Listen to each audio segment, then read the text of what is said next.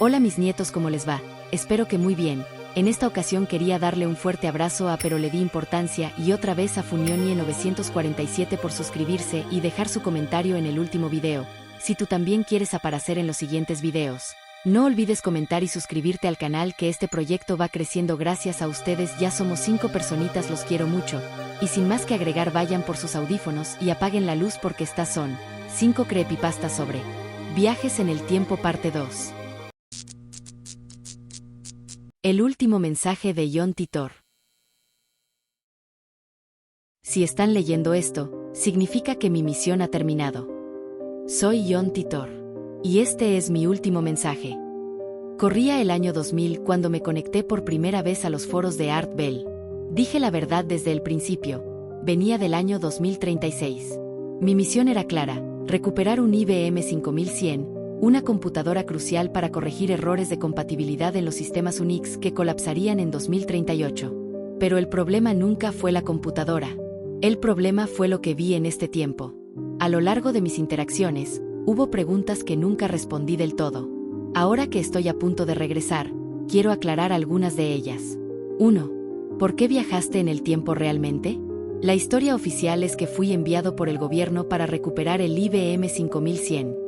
Pero la verdad es más oscura. Mi línea de tiempo colapsó en una guerra civil en Estados Unidos. En mi 2036, el mundo está devastado por conflictos internos y una plaga que redujo la población global. Yo no solo fui enviado a buscar una computadora, fui enviado a encontrar una forma de evitar ese futuro. 2. ¿Por qué el IBM 5100 es tan importante? El IBM 5100 tiene una función oculta que permite leer códigos en lenguajes de sistemas obsoletos.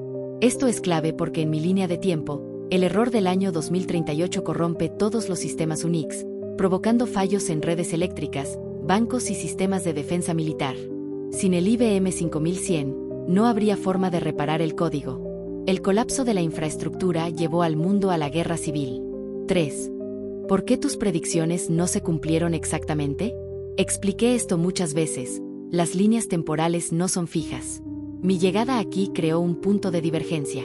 En mi línea original, los eventos sucedieron tal como los describí. Pero al compartir información, todo cambió.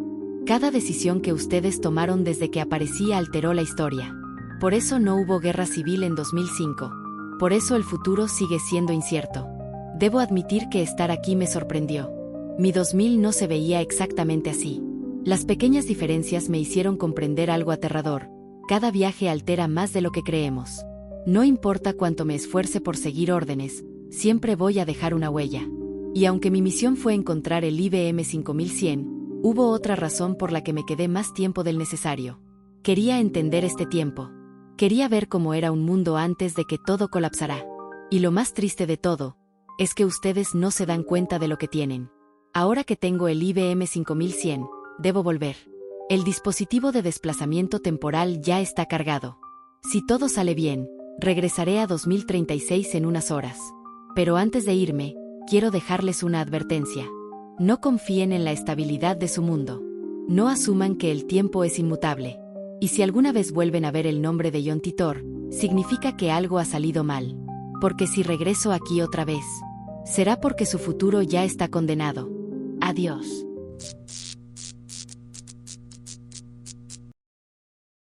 La constante del adiós.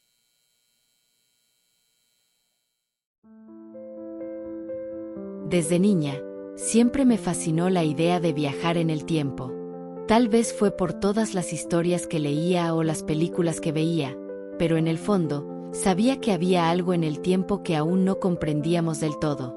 Mi nombre es Elena Grayson, y a los 17 años, accidentalmente descubrí la manera de hacerlo. Fue un golpe de suerte, realmente. Desde pequeña, mi padre, un ingeniero obsesionado con la física teórica, tenía en su estudio decenas de notas sobre teorías del tiempo y anomalías cuánticas. Muchas noches lo escuchaba hablar sobre la vibración de la realidad y la constante de la paradoja. No entendía mucho, pero me fascinaba escucharlo. Pero entonces, él murió. De un momento a otro, el hombre que más admiraba en el mundo simplemente dejó de existir. Años después, mientras limpiaba su antiguo taller tras su muerte, encontré algo oculto detrás de una pared falsa, una máquina extraña, con cables enredados, luces tenues y un reloj de esfera digital en el centro. Entre sus notas, había ecuaciones y diagramas que sugerían que aquella máquina podía alterar el flujo temporal de un solo objeto, una persona. El tiempo no es una línea, sino un mar con olas de distinta intensidad, decían sus escritos. Si podemos calibrar la frecuencia correcta, podemos sumergirnos en él como buceadores en aguas desconocidas. Me tomó meses descifrar sus cálculos, ajustar los parámetros y reunir el valor suficiente para probarlo. Pero cuando llegó el momento, no sentí miedo. Si la máquina fallaba y me mataba, ¿qué importaba? Mi padre ya no estaba, y con él, había muerto una parte de mí. Si aquel artefacto me destrozaba o me desintegraba, que así fuera. Era un riesgo que estaba dispuesta a tomar. En cierto modo, tal vez hasta lo deseaba. Así que no dudé. Ajusté las coordenadas de tiempo para retroceder exactamente 10 minutos y pulsé el interruptor. La habitación tembló. Un zumbido llenó el aire. Mi piel hormigueó como si una corriente invisible pasara a través de mí. Y cuando abrí los ojos, estaba allí, de pie en la misma habitación, pero 10 minutos en el pasado. El impacto fue tan fuerte que me senté en el suelo, con la cabeza dándome vueltas. Pero lo había logrado. Y entonces comenzaron los viajes tontos y sin consecuencias. Al principio, hacía cosas pequeñas, colarme en la cocina y robarme un postre antes de que mi madre lo sirviera, ver películas recién estrenadas antes que nadie, aprobar exámenes con respuestas que ya conocía. Con cada viaje, me volvía más atrevida. Empecé a jugar bromas a mis profesores, corregir momentos incómodos en conversaciones y hasta manipular eventos para quedar como una heroína ante mis amigos. El día que realmente entendí el potencial de la máquina, me metí a una tienda de ropa cara, compré todo lo que quise, luego volví en el tiempo y nunca hice la compra, pero aún tenía la ropa. Fue ahí cuando comprendí. Cualquier cosa que ocurriera en la línea de tiempo alternativa desaparecía cuando viajaba atrás, pero si un objeto ya estaba en mi posesión, no se desvanecía. Con ese conocimiento, decidí hacer lo obvio, la lotería. Averigüé los números ganadores y viajé al pasado para comprarlos. Gané millones. Después, decidí usar mi conocimiento del futuro para entrar en la universidad de mis sueños. Alteré mi propio expediente académico, cambié respuestas en exámenes antes de que siquiera los tomara, todo fue perfecto. O eso creía. Clara Smith era mi mejor amiga. Mi primer amor, aunque nunca se lo dije. Nos conocimos cuando teníamos 6 años. Ella era la única persona que me entendía realmente.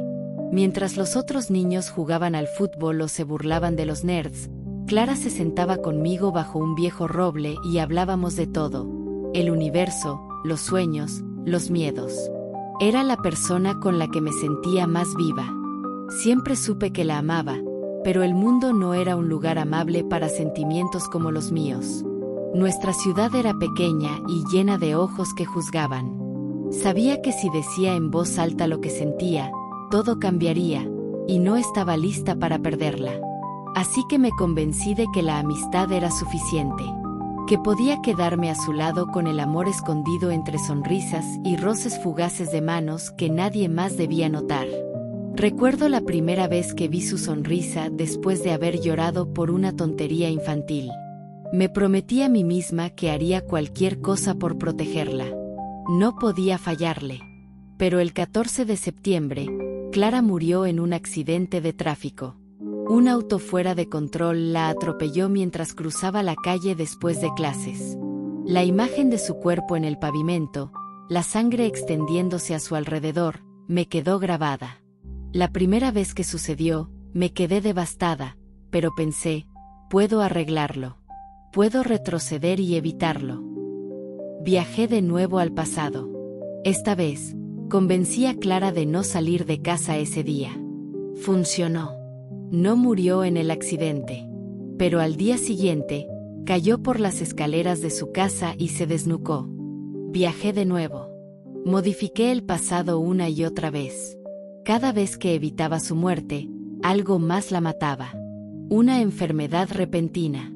Un incendio. Un asalto. Un aneurisma. Siempre, de una manera u otra, moría el 14 de septiembre. La cuarta vez, pensé que lo había logrado. La llevé conmigo a otro estado, muy lejos de su casa, su escuela, todo lo que conocíamos. Pasamos el día en un hotel, viendo películas, comiendo comida chatarra, riéndonos. Fue uno de los días más felices de mi vida. A las 7:12 de la tarde, Clara dejó de respirar. No había ninguna razón. Ninguna enfermedad previa, ningún golpe, nada. Simplemente se detuvo su corazón. Fue entonces cuando entendí que no importaba cuánto lo intentara, ella estaba destinada a morir. Y yo no podía aceptarlo. Me senté junto a su cuerpo, con los ojos llenos de lágrimas y la mente en llamas. Otra persona que amaba se había ido. Otra persona a la que no pude salvar. Primero mi padre, ahora Clara. ¿Cuánto más tenía que arrebatarme el destino? ¿Cuánto más me iba a castigar el tiempo por querer desafiarlo? No podía perder a nadie más. No otra vez. Después de incontables intentos, después de miles de días revividos y miles de posibilidades exploradas, la muerte de Clara seguía siendo la única constante. No importaba cuánto viajara en el tiempo, cuántas decisiones alterara, cuántas veces la alejara del peligro.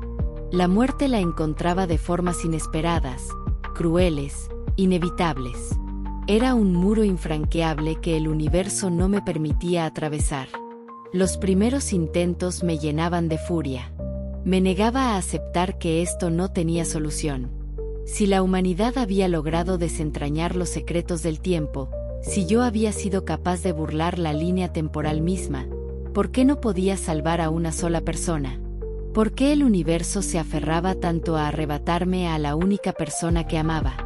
Intenté huir con ella a otro país, intenté mantenerla despierta toda la noche, intenté encerrarla en una habitación acolchonada, intenté drogarla con sedantes para que se quedara dormida y no hiciera nada peligroso. Todo falló. Una vez, incluso intenté decirle la verdad. Le conté todo, la máquina, los viajes en el tiempo, la muerte inevitable que la perseguía. Se rió. Me llamó loca. Luego, esa misma noche, se atragantó con su propia risa y murió ahogada en su cama. Con cada intento fallido, mi cordura se quebraba un poco más. Cada línea temporal se sentía como una fractura más en mi alma, como si estuviera atrapada en una pintura de espejos rotos donde cada reflejo me mostraba un error distinto pero el mismo resultado. Ya no dormía. Ya no comía. Ya no vivía. Solo viajaba y viajaba y viajaba. Hasta que ocurrió algo nuevo. Aquella noche, tras otro intento fallido, me derrumbé en la mesa de la cocina. No podía más. Mi madre entró en silencio y se sentó a mi lado. No preguntó qué me pasaba, como si ya lo supiera. Solo me miró con esa expresión tranquila que siempre había tenido.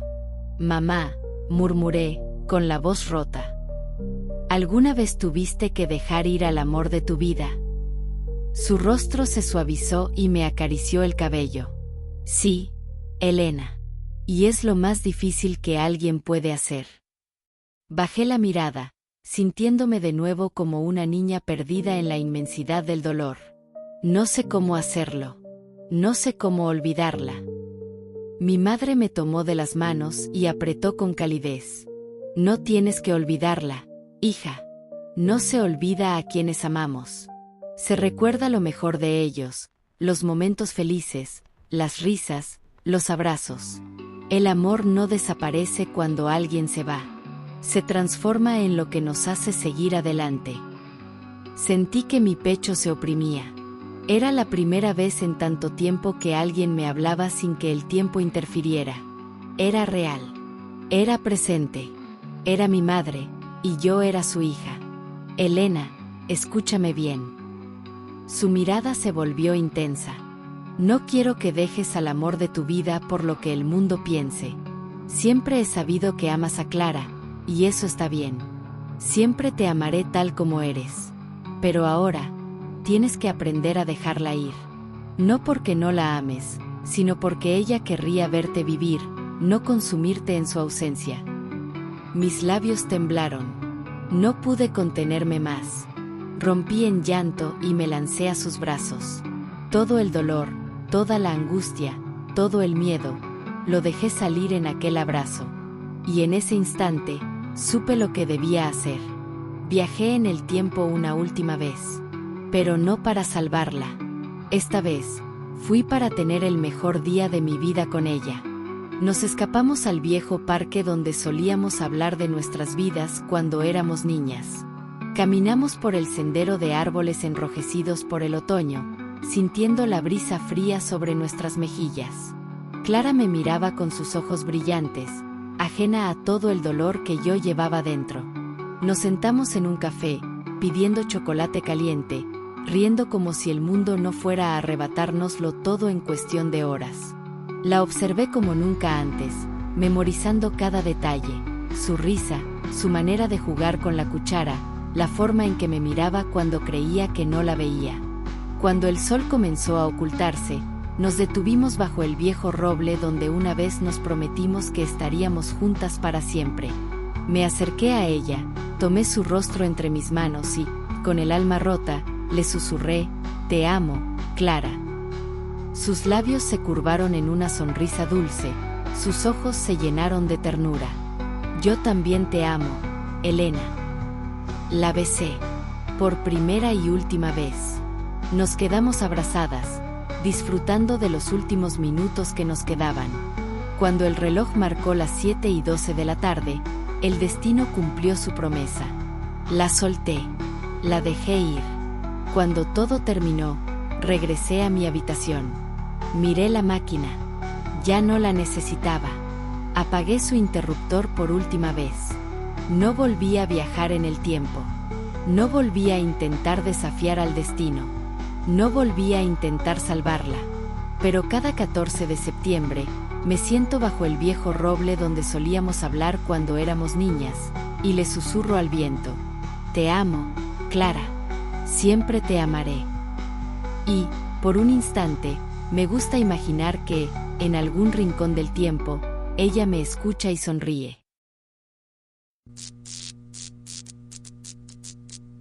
La 1:33 de la mañana.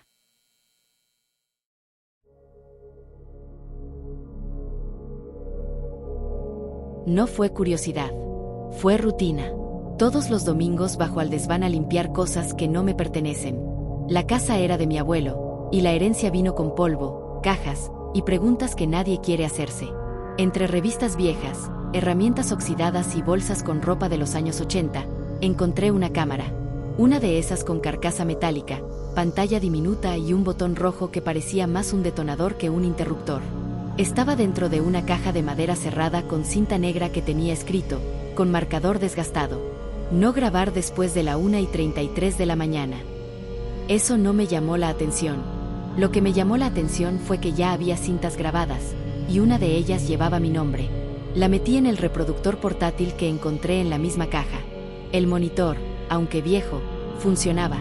Cuando reproduje la cinta, pensé que era un error. Aparecía la sala principal de esta misma casa, grabada desde un ángulo que no reconocí.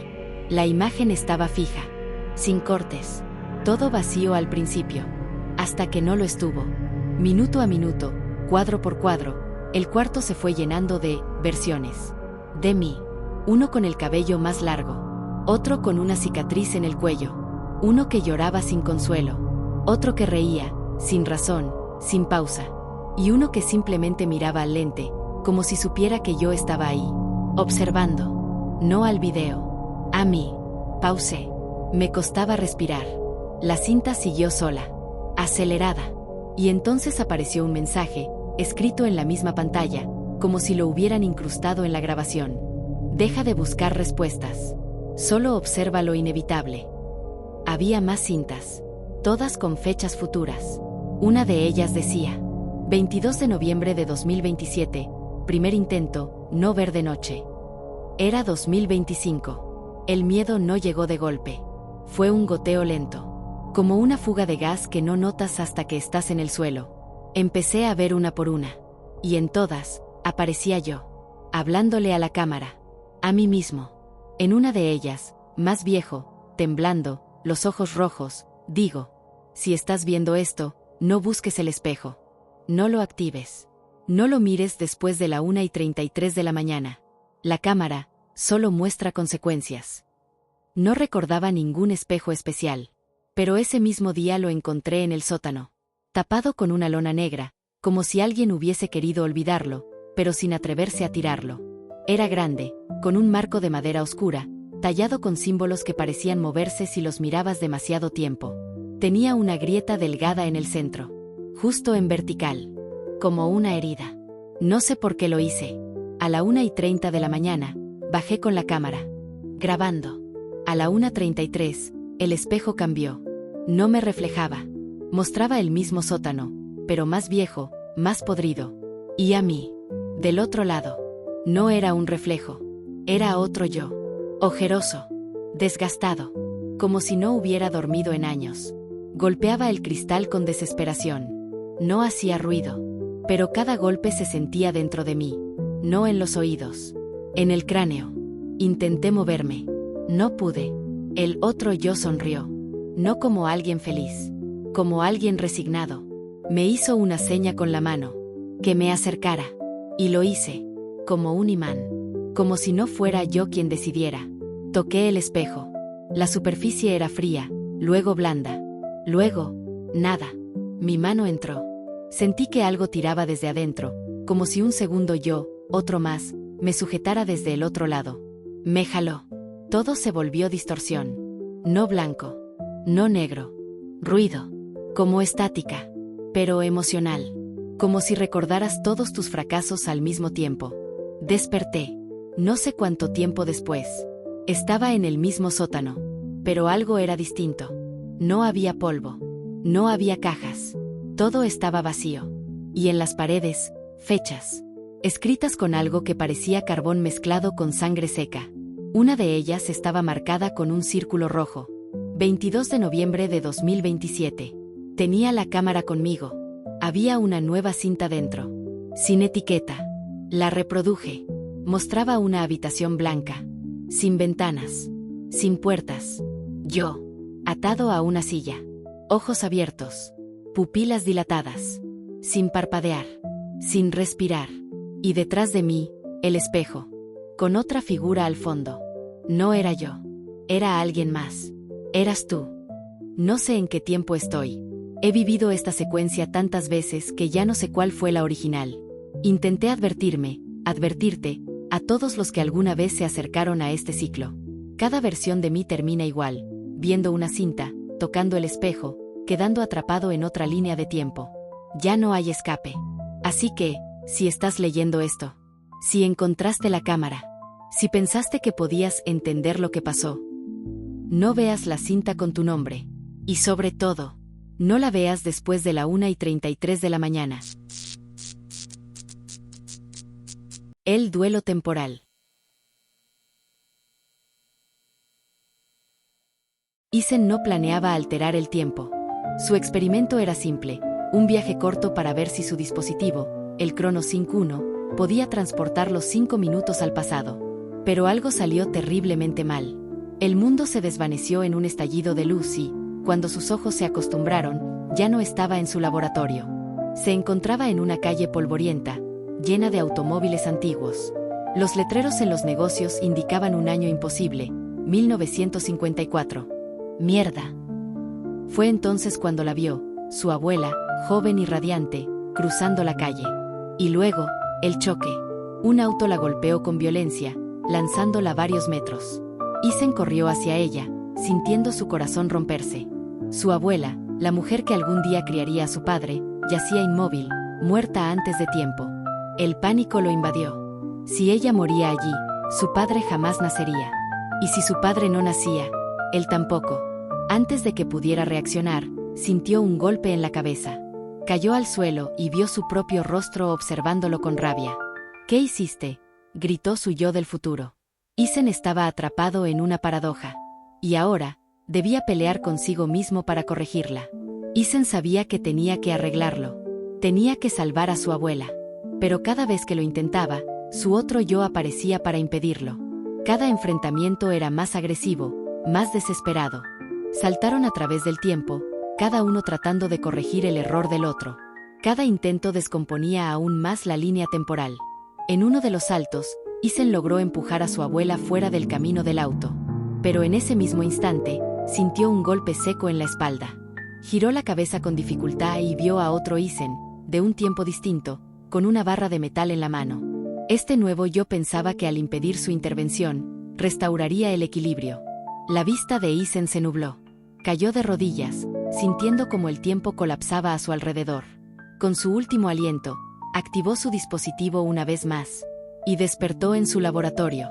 El ChronoSync 1 parpadeaba frente a él, intacto, como si nada hubiera ocurrido. Miró a su alrededor, sintiendo un extraño déjà vu. No sabía por qué, pero algo dentro de él lo obligaba a probar la máquina una vez más. Solo un pequeño salto en el tiempo, para ver si funciona. El mundo se desvaneció en un estallido de luz.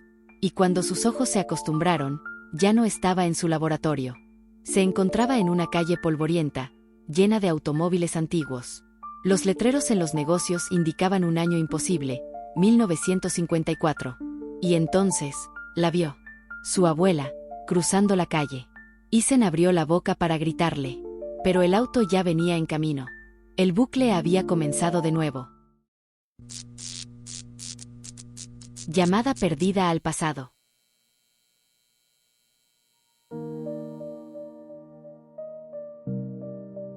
Pablo nunca fue alguien especial.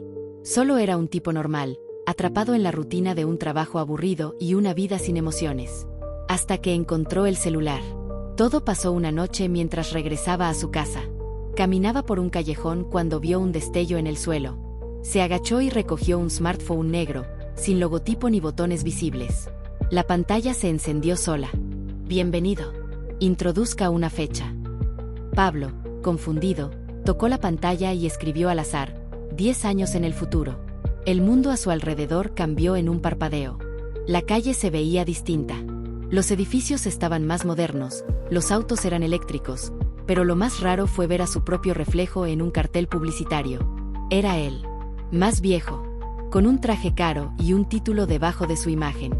Pablo Gómez, CEO de Chronocorp, el hombre que cambió el tiempo. ¿Qué carajos era esto? Fue entonces cuando entendió. El celular podía viajar en el tiempo. Al principio, Pablo experimentó con cautela. Saltaba unos minutos atrás para corregir errores en conversaciones. Luego probó con días enteros, evitando pagar cuentas o haciendo apuestas con resultados que ya conocía. Hasta que alguien lo vio usarlo. Una noche, en un descuido, mientras pedía un taxi, un tipo con gorra y sudadera le arrancó el celular de las manos. «Oye, regresa», gritó Pablo, pero el ladrón ya había desaparecido entre la multitud. Sintió que el pánico lo invadía. No solo había perdido el celular. Alguien más podía estar viajando en el tiempo ahora. Y eso no podía terminar bien. Cuando regresó a su casa, todo se veía igual. Suspiró. Tal vez el ladrón no había descubierto la función del celular. Hasta que encendió la televisión. El presidente del país era un pato. Literalmente. Un pato blanco con corbata, sentado en un escritorio, graznando mientras los periodistas lo entrevistaban con total normalidad. «Esto es una broma, ¿no?», murmuró Pablo. Pero no. El canal de noticias lo mostraba como si fuera algo completamente normal. Algo había cambiado en la historia. Y solo podía ser culpa del ladrón. Al día siguiente, los cambios fueron aún peores. Los autos ahora usaban carbón en lugar de gasolina. Chimeneas gigantes humeaban en las avenidas, como si el mundo nunca hubiera inventado los motores de combustión moderna. Los celulares eran de madera y tenían pantallas de papel, con tinta que desaparecía después de un rato. Cuando fue a la universidad, vio una clase de física en la que un profesor decía: «Gracias a la electricidad de corriente directa, podemos iluminar nuestras casas sin necesidad de alternar el flujo de energía». Pablo sintió que su cerebro explotaba. ¿Edison había ganado la guerra de las corrientes? Cada día, un cambio nuevo. Cada día, el mundo se volvía más y más absurdo. Y lo peor de todo, Nadie más lo notaba. Desesperado, Pablo intentó rastrear al ladrón. ¿Pero cómo encuentras a alguien que puede estar en cualquier punto del tiempo? Fue entonces cuando él lo encontró a él. Una noche, mientras bebía en un bar para olvidar su desesperación, un hombre con un abrigo largo y guantes negros se sentó a su lado. «Has perdido algo muy importante», dijo el desconocido. Pablo lo miró con recelo. «¿Quién eres?». El hombre sonrió levemente. «Soy el dueño original del celular». Pablo sintió un escalofrío. El hombre sacó un viejo teléfono de su bolsillo, uno de esos modelos con botones y pantalla monocromática. «Lo construí con tecnología que no debería existir. Pero ahora, alguien más está jugando con la historia, y debemos detenerlo antes de que sea irreversible». Pablo no lo pensó 2 veces. «Dime qué hacer». El dueño original tenía un plan. Si el ladrón sigue cambiando la historia, hay una forma de rastrear el punto exacto de divergencia. Usando un software especial, lograron detectar que el mayor cambio ocurrió en 1890, en la famosa Guerra de las Corrientes. Si logramos impedir que el ladrón haga algo allí, podemos restaurar la línea temporal original, dijo el hombre. Pablo y su nuevo aliado usaron un segundo dispositivo temporal para viajar al pasado. Cuando llegaron a 1890, vieron al ladrón hablando con Thomas Edison en su laboratorio. «No lo hagas», gritó Pablo. El ladrón volteó, sorprendido. En su mano tenía el celular, con una fecha programada en la pantalla. «¿Quién demonios eres tú?», dijo el ladrón. Pablo no tuvo tiempo de hablar. El dueño original sacó una especie de taser de alta tecnología y lo electrocutó.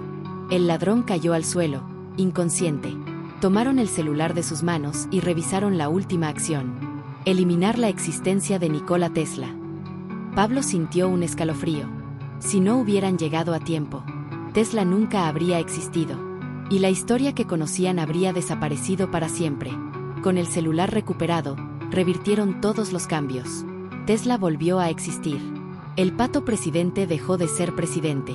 Los autos volvieron a usar gasolina.